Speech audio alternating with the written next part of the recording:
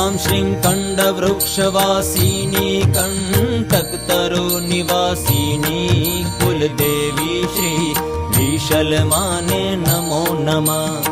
मम इच्छा पुरै पुरै दुख दारिद्र चुरै चुरै सुख साधनम रिद्धि सिद्धि कुरु कुरु स्वाहा।